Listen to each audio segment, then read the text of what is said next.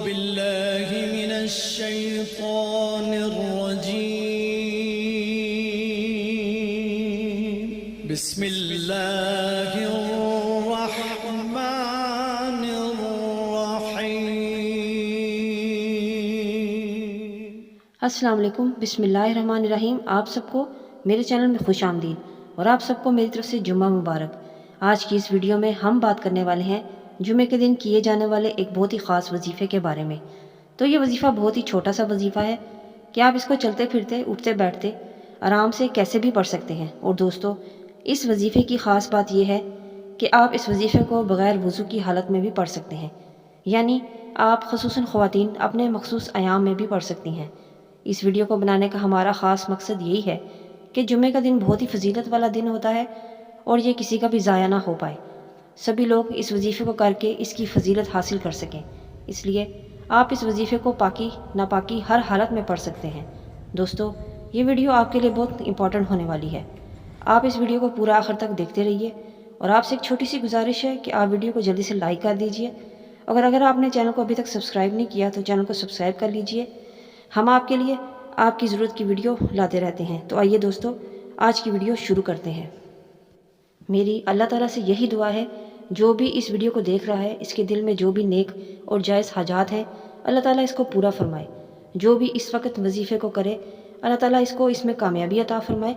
اللہ تعالیٰ سبھی مسلمانوں کی تمام پریشانیاں، بیماری، ٹینشن، غم، بلا، ناکامی کو دور فرمائے۔ آمین ثم آمین۔ دوستو، سب سے پہلے ہم آپ کو اس وظیفے کی فضیلت بتا دیتے ہیں اور پھر بتائیں گے کہ اس وظیفے کو کرنے کا طریقہ کیا ہے۔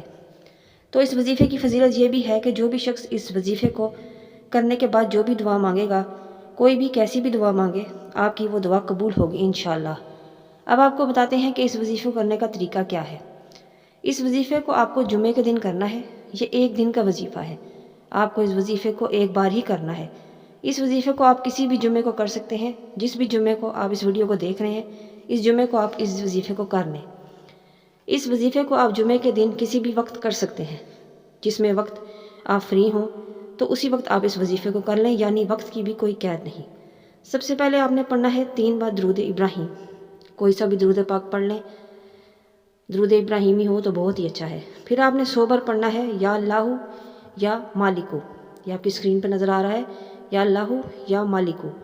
یہ آپ نے 100 بار پڑھنا ہے۔ ان دونوں اسماء مبارک کو ملا کر 100 بار پڑھ لیں اور پھر آخر میں 3 بار درود پاک پڑھ لیں انشاءاللہ۔ ایسا کرنے سے جب آپ یہ وظیفہ مکمل کر لیں گے تو آپ ہاتھ اٹھا کر جو بھی دعا مانگیں گے، آپ کی جو بھی حاجت ہوگی، جو بھی آپ کی خواہش ہوگی، تمنا ہوگی، وہ انشاءاللہ دعا ضرور پوری ہوگی۔